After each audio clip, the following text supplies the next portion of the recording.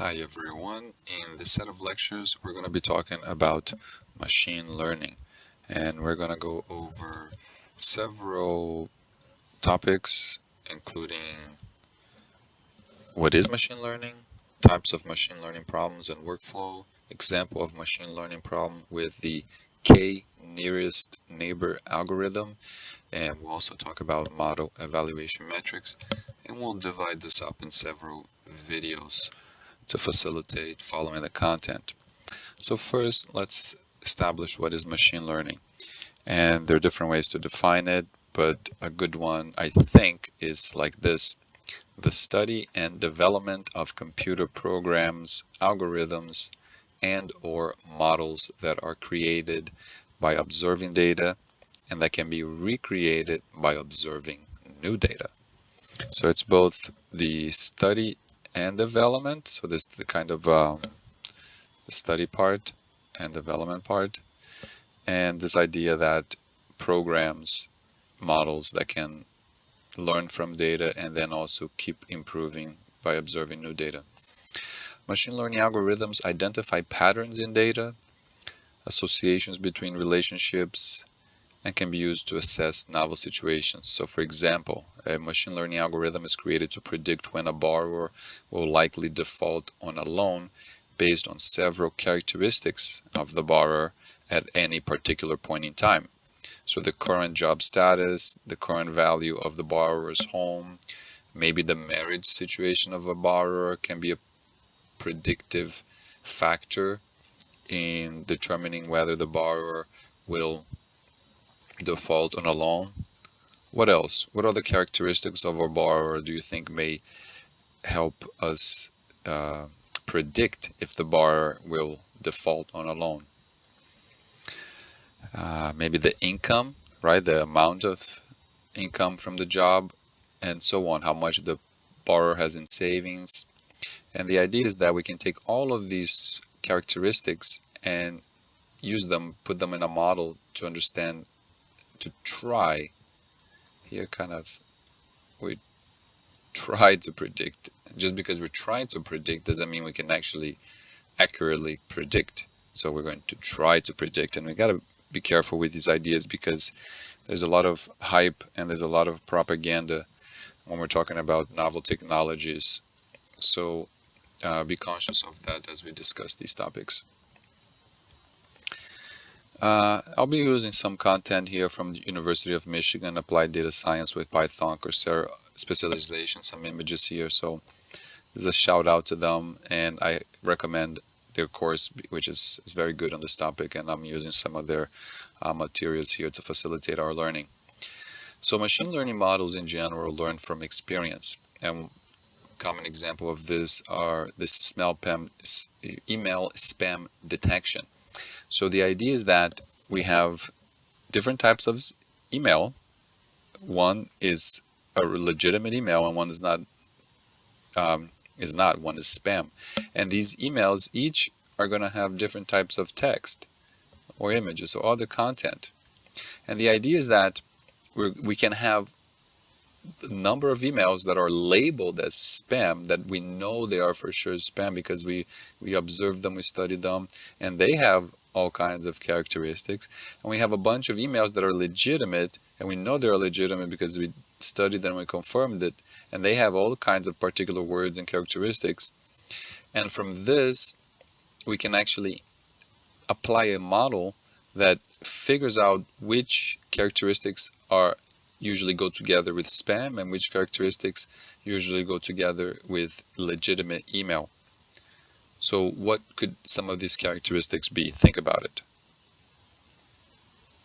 Well, maybe the length of the email,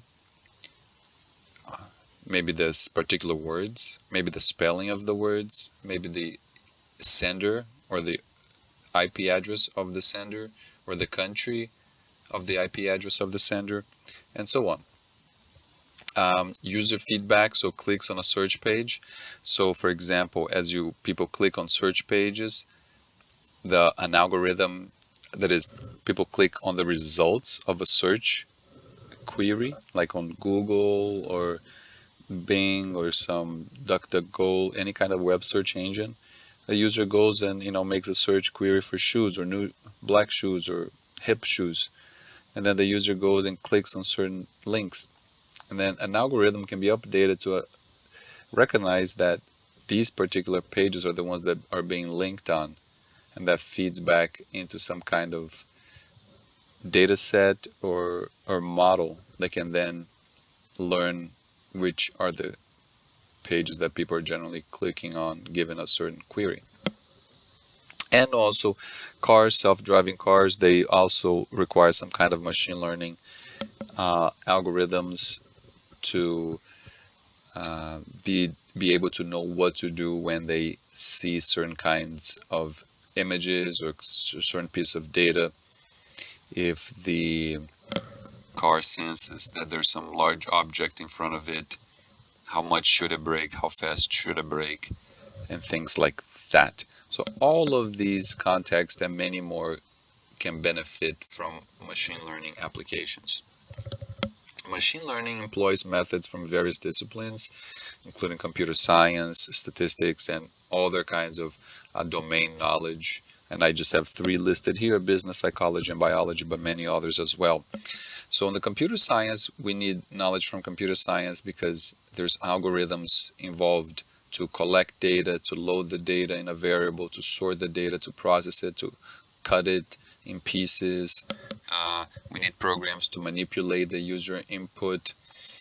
Maybe there make some text box availables or display results and configure the results and how they're going to be displayed, or even things like controlling machines, for example, like autonomous vehicles. So we need computer science for that, and of course other sciences as well if you're talking about controlling machines, like robotics and other types of engineering. Statistics, we need statistics to identify probabilities and distributions and aggregate measures like averages and standard deviations, and also provide methods for testing hypotheses and assessing degrees of association between variables. And we also need domain knowledge, either from business, psychology, or biology, or even sociology or health sciences, so that we can know, for example, which commodities should be grouped together for analysis, which kind of things do we even include in the statistics, right? To begin with, what may be useful to analyze, how genes function and should be analyzed by the program. So we need to have some idea of biology and genomics and genetics to even begin working with genes and machine learning in genes to discover how genes are associated with certain diseases or not, etc. Or how humans may respond to certain ideas or certain computer programs, like the results of a search engine. How do their eyes move on the screen? How do they click on things?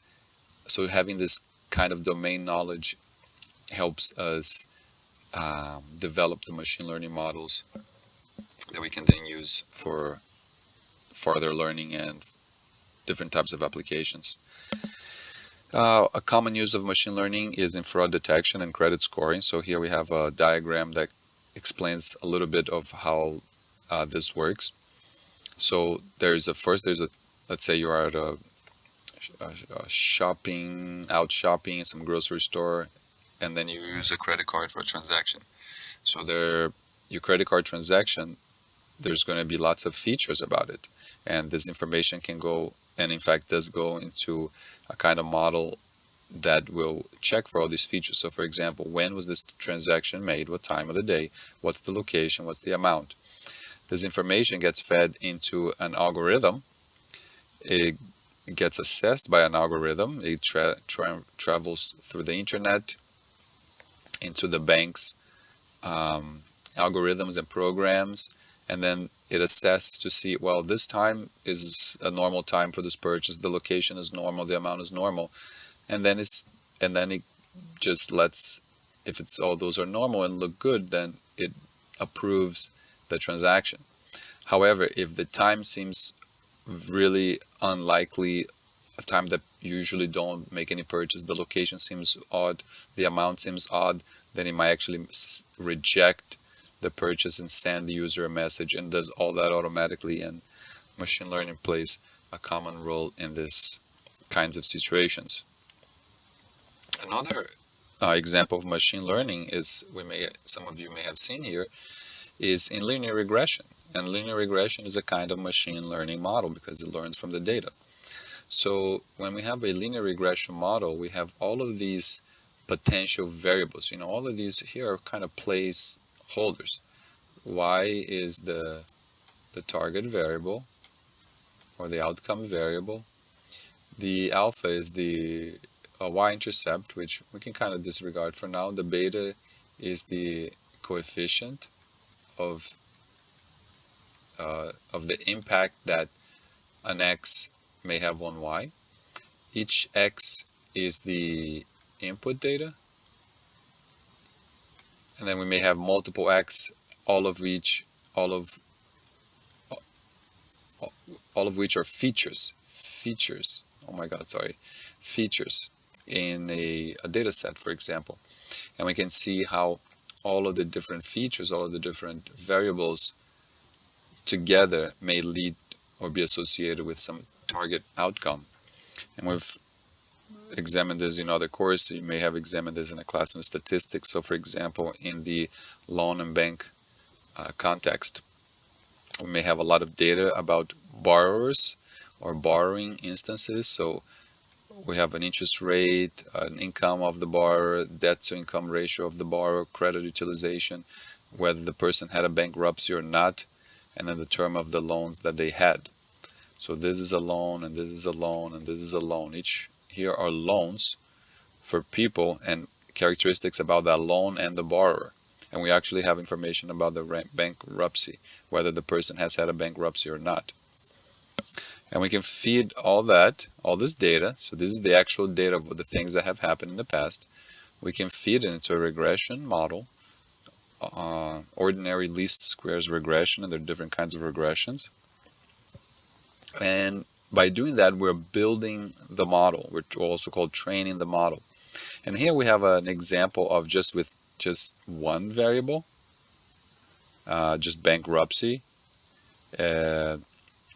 And the idea here is that we want to see if the bankruptcy what's the association between bankruptcy and interest rate? Does having more bankruptcy lead to a higher interest rate, or vice versa? And once we build the model, then we have a model that we can use to predict. So, for example, here in this data set, bankruptcy is 1 or 0. So you can see that if the person has one bankruptcy, then their interest rate is going to be what? Well, it's going to be, it's easy. It's going to be 12.33 plus 0.74 times 1. So their interest rate will be 19.07, something like this. Oops, not 19, 13. 13.07, right? 0.74 times 1 is 0.74 plus 12.33. It's just 13.07. And so that's the interest rate if it's 1. Well, what if the interest rate is 0? Or if the interest rate is 0, it's just 12.33. In other words, we build a model where we can predict the interest rate based on the bankruptcy. Now we can just expand this and actually include multiple variables. We can do this, have a model that has all of the other variables as well, a multiple regression model. So that's it for a brief introduction to how machine learning works. Next, we'll talk about types of machine learning problems and workflow.